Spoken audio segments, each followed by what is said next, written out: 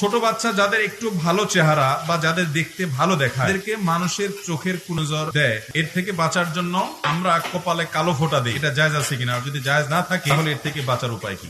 দেখুন, ছোট ছোট বাচ্চা ফুটফুটে সুন্দর, এদের প্রতি যদি দেখতে অনেক সুন্দর, যে কোনো জিনিস খুব বেশি দেখতে সুন্দর হলে তার প্রতি বদনজর লাগে। লাইন ও হাক্কুন, বদনজর লাগাটা হাদিসে আছে, এটা সত্য, এটা কোনো কুসংস্কার না। মানুষ রাক্ষসের নজর দিয়ে কোনো কিছুর দিকে তাকিয়ে থাকলে এটাকে নজরে হাসেদ বলা হয়, হিংসাত্মক নজর। এই হিংসাত্মক নজরের ফলে ওই বস্তু বা ওই ব্যক্তিটা ক্ষতিগ্রস্ত হয়। এই ক্ষতিটা মানে অনেকটা স্পিরিচুয়াল ক্ষতি, অনেকটা ভেতরগত ক্ষতি, যেটা আমরা দেখতে পাই না, যার কারণে আমরা অনেকে এটা বিশ্বাস করি না, অথচ এটা হাদিস দ্বারা সাব্যস্ত। এবং এই চোখের বদনজর থেকে বাঁচার জন্য অনেকগুলো উদ্যোগ নিতে হয়, বিশেষ করে বাচ্চাদেরকে। অনেকে দেখবেন বাচ্চাদের ছবি ফেসবুকে দিয়ে দিচ্ছে সুন্দর ফুটফুটে। প্রয়োজন ছাড়া এই ফেসবুকে বা এই জাতীয় সোশ্যাল মিডিয়াতে ফুটফুটে সুন্দর বাচ্চাদের ছবিগুলো শেয়ার করা, এগুলো যথাসম্ভব অ্যাভয়েড করাই উচিত, না করাই ভালো। কারণ যদিও করলে আপনি শরীয়তের নীতিমালা ফলো করে করলে সবসময় হারাম হবে না, কিন্তু বাচ্চাদের প্রতি অনেকের বদনজর লাগে। এবং এই বদনজর বা নজরে হাসেদ বা হিংসাত্মক নজরের কারণে বাচ্চা অসুস্থ হয়, রোগ বালাই লেগেই থাকে, দেখা যায় যে ওষুধ বড়ি ট্রিটমেন্ট কিছুতেই কাজ হয়। তো এগুলো থেকে বাঁচার জন্য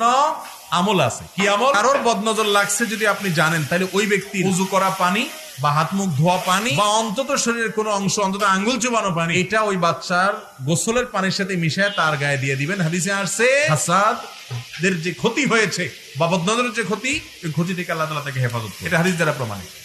আবার আপনি কাউকে দেখলে বদনজর লাগবে মনে হচ্ছে আপনার নিজের, তখন আপনি বরকতের দোয়া করবেন, তাবরিক করবেন। হাদিসে আসছে মাশাআল্লাহ, তাবারাকাল্লাহ, আল্লাহ বরকত দান করুন, তাহলে ইনশাআল্লাহ বদনজর আর লাগবে। এরপর আসি মূল কথা, কপালে কালো। ছোট ছোট বাচ্চা বিশেষ করে আপনার দেখতে অনেক সুন্দর, ধবধবে হয়তো সাদা, এই বাচ্চাদের কপালে মা, দাদি, চাচিরা অনেক সময় কালো টিপ দেয়। এটা যদি হয় সৌন্দর্যের জন্য, যে সাদা কপালটার এক কোনায় সামান্য একটু কালো টিপ দিলে সাদার মধ্যে একটু কালো দেখতে সুন্দর লাগবে, তাহলে কোনো অসুবিধা নেই। আর যদি এটা এই জন্য দেন যে কালো টিপ দিলে আর বদনজর লাগবে না, তাহলে এটা কুসংস্কার। এটা কোরআন হাদিস কর্তৃক নির্দেশিত কিছু না।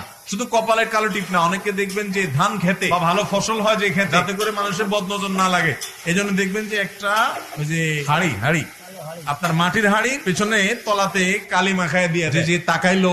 আমার মনে হচ্ছে এটা একটা কারো মাথায় ঢুকছে চিন্তাটা, যে ও হঠাৎ করে ফসলের দিকে তাকায়, রাক্ষসের নজরে তাকায়, হাসাদ দিয়ে ক্ষতি করবে, চাইতে ওর নজরটা কালো হাড়ের দিকে পড়লে ওর মুডটা নষ্ট হয়ে যাবে। আর বদনজর বাচ্চার ক্ষেত্রে তো এটা আরো খাটে না, কারণ বাচ্চার তো ধবধবে সুন্দর সুফুটে বাচ্চার যখন কপালের এক পাশে একটা সুন্দর কালো টিপ দিবে, এটা দেখে তো আরো আশ্চর্য হয়ে আরো ভালো লাগবে, আরো বদনজর। তো বদনজর থেকে বাঁচার জন্য এগুলো করা কোন কোরআন হাদিসের নির্দেশনা নয়, এগুলো কুসংস্কার। সোজা কথা কি বুঝাতে পারছি?